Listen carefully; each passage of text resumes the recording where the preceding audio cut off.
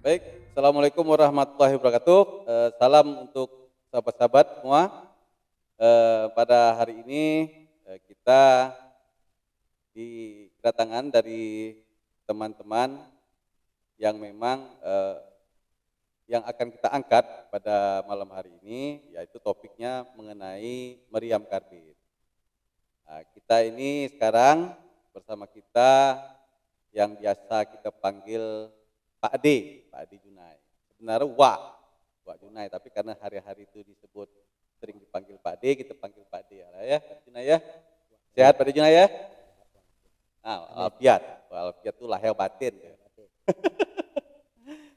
Jadi kita sedikit menggali dengan Pak D Junai ini karena beliau ini adalah pemerhati, pelaku, memang dari kecil sudah berkecimpung dalam kegiatan atau permainan meriam karbit yang kita kenal sebagai tradisi atau budaya warga-warga yang berada di pinggiran Sungai Kapuas khususnya. Baik, Pak D. Jadi ini kan banyak orang tidak tahu nih Pak D, meriam karbit nih. Tahu nama, tahu bunyinya karena yang pernah kita lihat di TV itu kan udah pernah diliput di TV One dan di mana-mana lah, artinya di media sosial juga banyak orang melihat tentang meriam karbit. Cuma orang tak tahu nih pelakunya siapa, orangnya seperti apa, gimana letih membuatnya, mulai dari mana, waktu kecil itu seperti apa. Nah, ini kita ingin menyampaikan informasi-informasi ini khususnya kepada saudara-saudara sekalian, sahabat-sahabat sekalian. Nah, inilah dia pelakunya, Pak Junai. Jadi, Pak Junai, ini mungkin informasi ini harus disampaikan bagaimana sebenarnya meriam karbit ini asal muasalnya gimana sebenarnya ceritanya, hikayatnya kata orang. Kalau cerita sih saya hanya dengar cerita dulu. Dulu tuh bercerita awalnya berdirinya meriam di Masjid Katon Jami. Dibunyikan meriam itu tandanya untuk mengusir kuntilanak. Dulunya kita ini hutan, Hutan rimba. Di jalan satu tuh dibunyikanlah meriam, atau keduanya tuh biasa mau nyambut masuknya maghrib. Nah, itu tanda keduanya. Nah, itu aja yang saya tahu kalau cerita asal mulanya. Tapi kalau cerita masalah meriam karbit untuk pembuatannya atau cara pembuatannya saya bisa jelaskan gimana awalnya. Oh, jadi kalau hikayat tadi ini ada dua versi.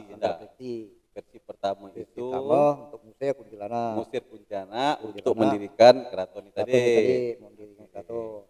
Kedua, masuknya maghrib. Oh, jadi warga-warga di Bantaran Sungai Kapuas itu membunyikan meriam karbit itu sebagai pertanda masuknya waktu maghrib. Mungkin khususnya untuk di bulan-bulan puasa. Bulan puasa itu asal nak maghrib bunyikan meriam itu tanda untuk buka puasa. Mantap. Seru pula.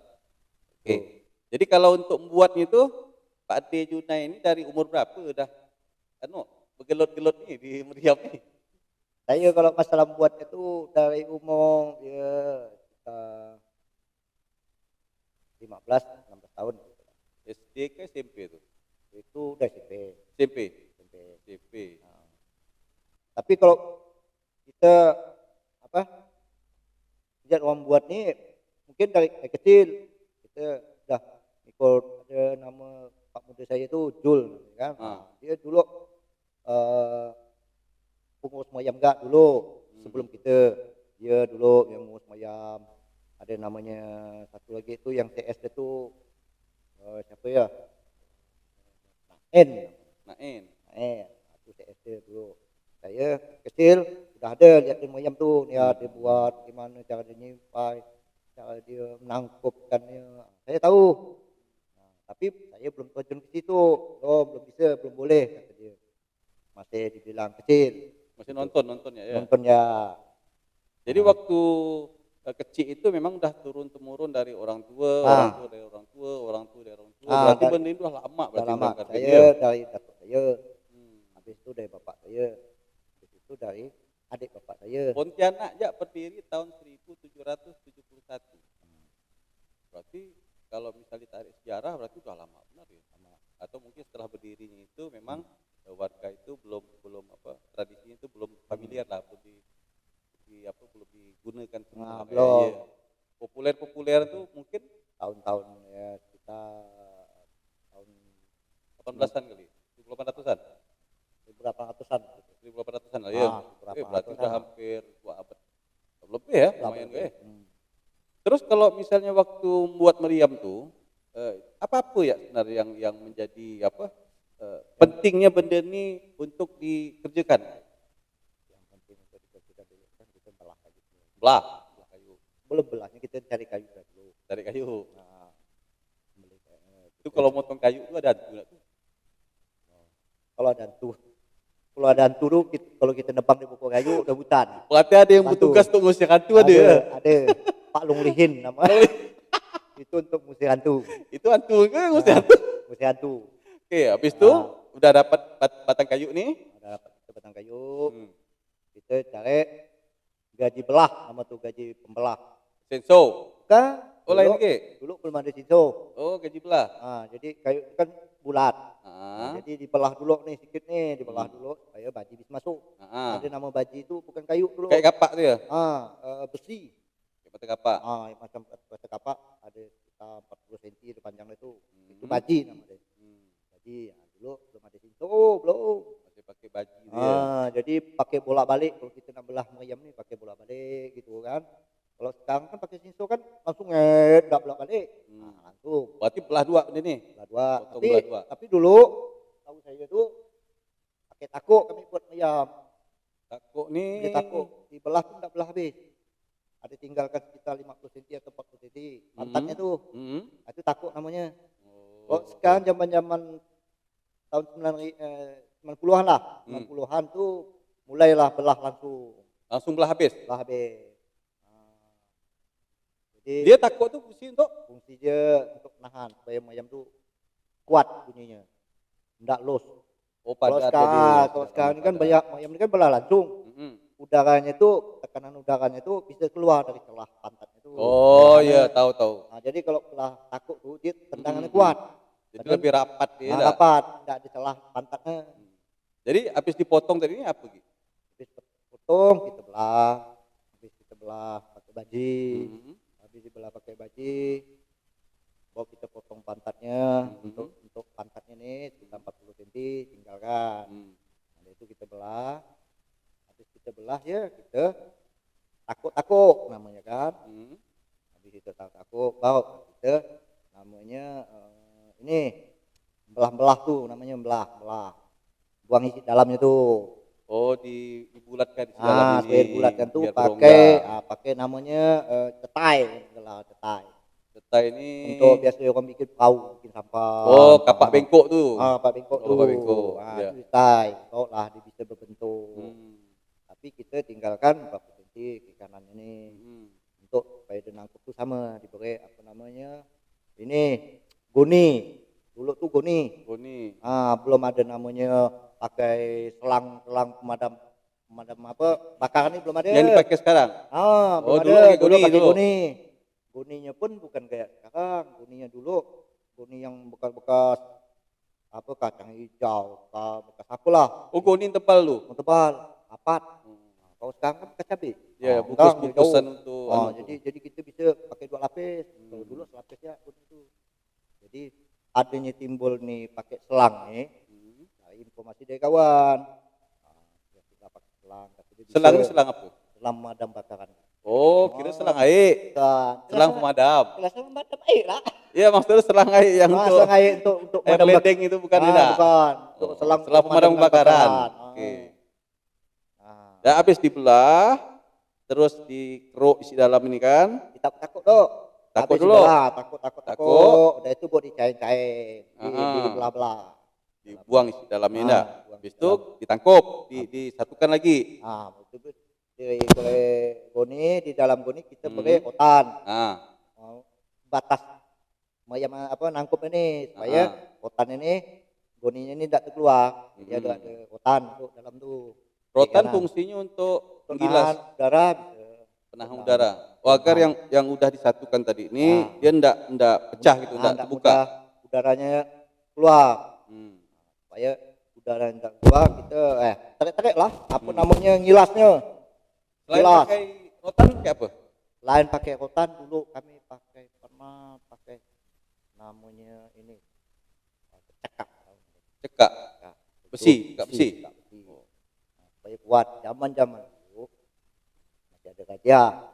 Gajah itu namanya dulu tuh airut yang ada kan tuh gajah tuh. Dulu zaman dulu saya menghasilkan tuh enggak seperti sekarang ini moyam nih buat moyamnya dulu agak tancap bukan apa kita mengayam gitu buat enggak bisa langsung naikkan nunggu lo aman baru kita bisa naikkan kalau enggak itu diangkut moyam kita Terancam ini arti dilarang. kan Oh, moyam dulu dilarang. kan dilarang belum diizinkan Oh, tahun 90 lebih barulah diizinkan zaman wali kota zaman siapa? wali kota yang Wali kota atau gubernur tuh? gubernur Iya, iya. yang obat Batak RA Siregar, wali kota Pontianak. Diancam zaman itu ya. Diancam. Jadi kalau dia ketahuan gitu, main gitu, moyam menangkut meriam diangkut. Orang-orangnya? Oh, meriam jadi angkut. orang aman. Oh, biar tak ada bunyi tadi ini. Supaya meriam ini tak ada. Padahal kalau tradisinya bunyi meriam ini Enggak kap. Apa namanya enggak pengaruh. enggak pengaruh. Enggak pengaruh. Kalaupun meriam ada tidak dibunyikan enggak pengaruh. Nah, karena udah berjalan ratusan tahun dah kan, dah Tapi karena dari 17-an 18-an udah main dah. tapi karenanya dia memang apa saya kata langsung dia melarang gitu kan. Nah, jadi meriam dia berkurang. Udah berapa keturunan? Artinya enggak ada masalah di kesehatan, enggak ada malah bunyi meriam karbit itu nyebabkan orang mati pun enggak ada. Enggak ada. Nah, alhamdulillah artinya meriam karbit tidak mengganggu kesehatan. Yang jelas itu tuh adanya meriam ini belum pernah namanya masyarakat itu tuh demo protes. Tak boleh ada meriam, tak boleh bunyi. Enggak pernah ada kata-kata gitu. Malah saya dengar katanya tahun ini nih orang malah rindu malah dengar Rindu meriam. karena musim corona tahun lalu nak bikin tak boleh. Tahun lalu tak main. Tak main. Karena musim corona kata dia tak boleh ada kerumunan dari wali kota. Jadi kita stop lalu main tahun ini.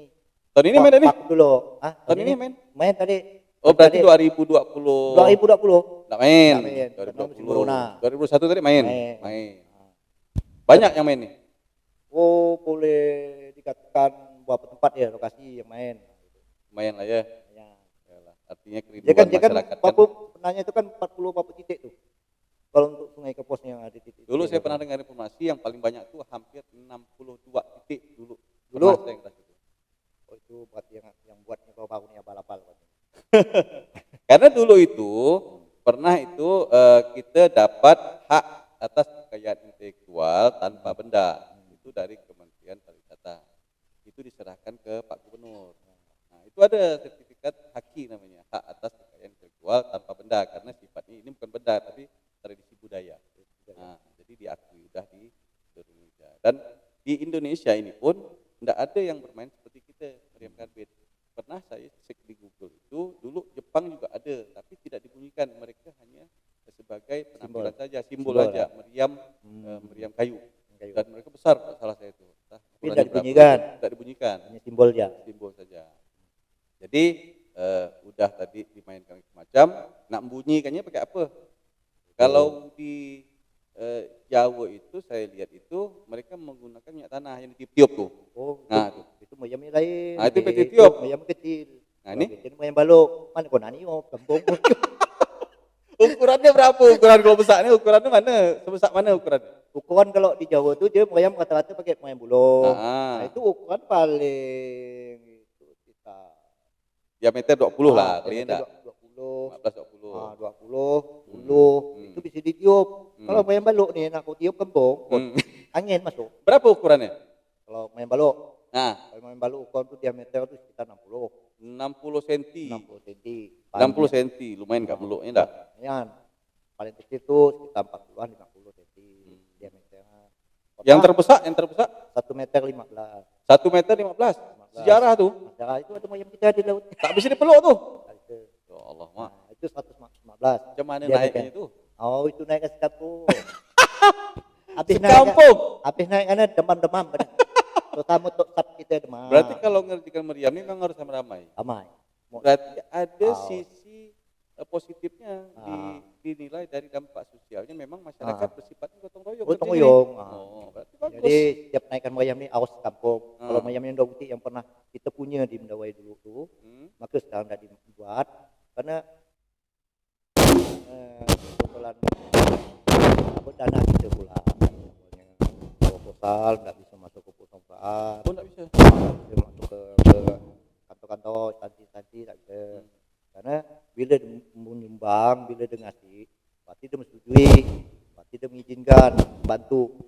Takut dia kena teguran Pak Wali Kota pula, gubernur pula. Maka kita hanya kawan ke kawan, rumah ke rumah, warga, itu ya. Jadi selama masih ada meriam karbit, dipastikan masyarakat itu masih bergotong royong. Masih. Artinya kekerabatan di Sungai Kapuas ini, di pinggiran Sungai Kapuas ini, masyarakat itu masih utuh, ini berarti sifat gotong royongnya masih terjaga, masih kental. silaturahmi masih terjaga. Masih Karena kental deh masalah. kita kan tahu di daerah kota ini kan lulu gue, kau aku kata kan, nah, ketemu nyaut ya tutup pintu. Berarti masih terjaga. Jadi kalau meriam karbit tadi ini kan udah diakui, udah dilakukan setiap tahun kan, setiap tahun ini udah ada kebiasaan lah masyarakat. Terus apa peningkatan ke depannya yang diinginkan oleh kawan-kawan yang bermain di meriam karbit ini?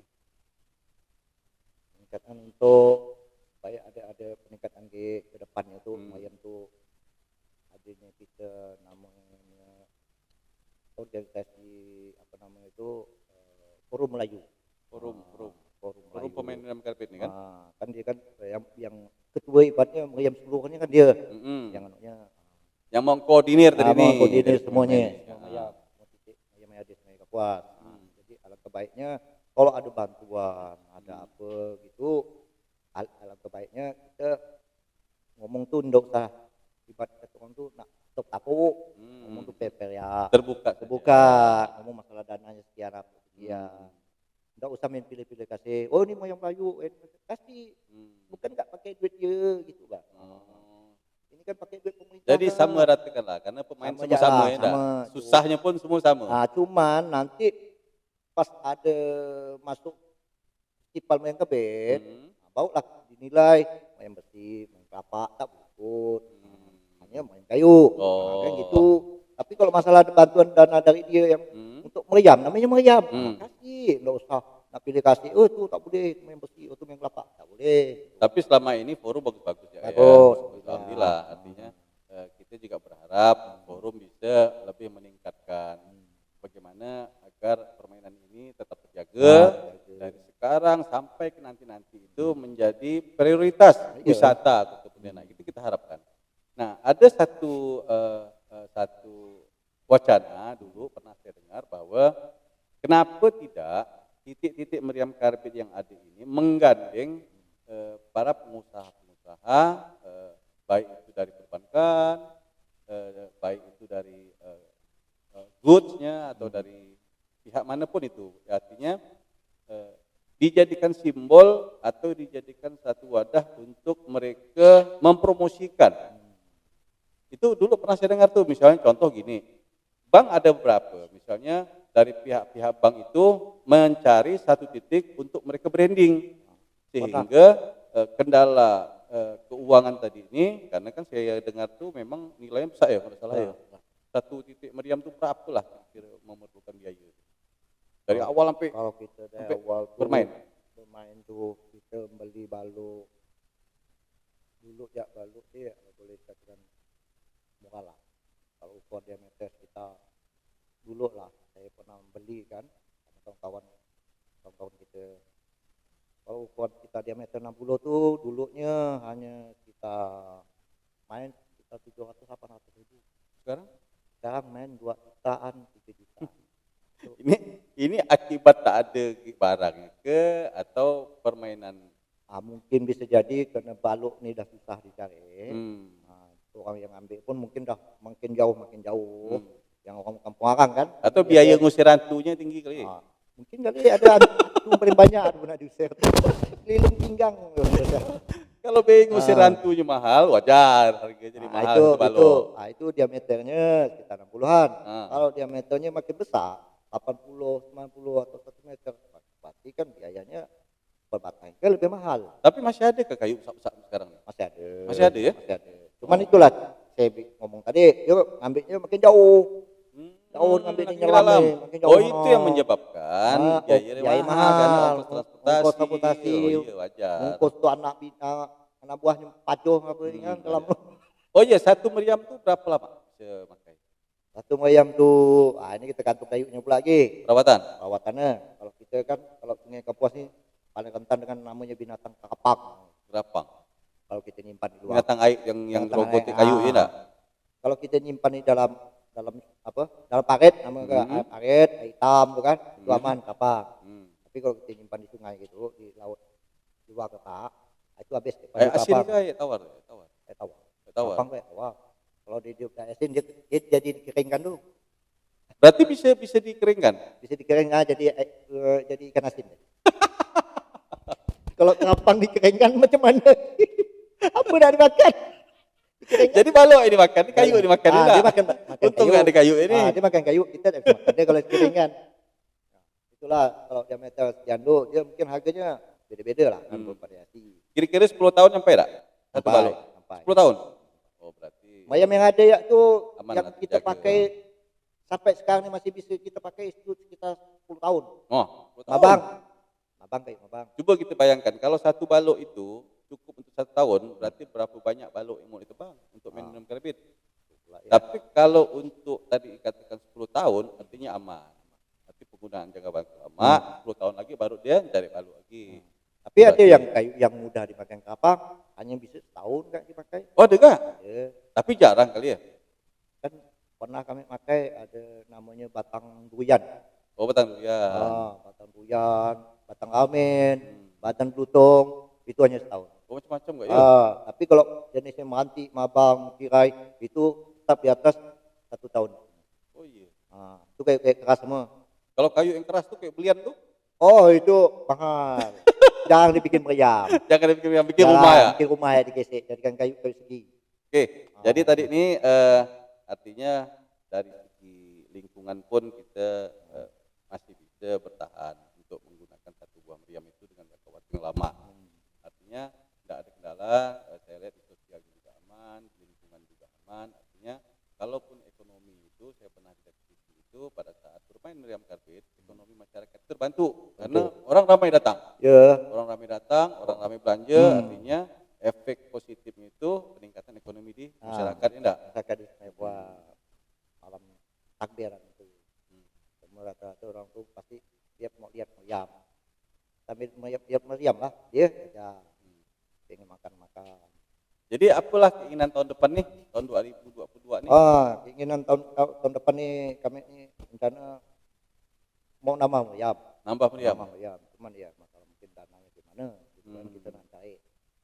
Tapi kita ini mungkin ada dukungan, ada support dari kawan nih namanya Pak Beni kita nih. Oh, Beni kita. Berarti udah ada cadangan nih, ada cadangan.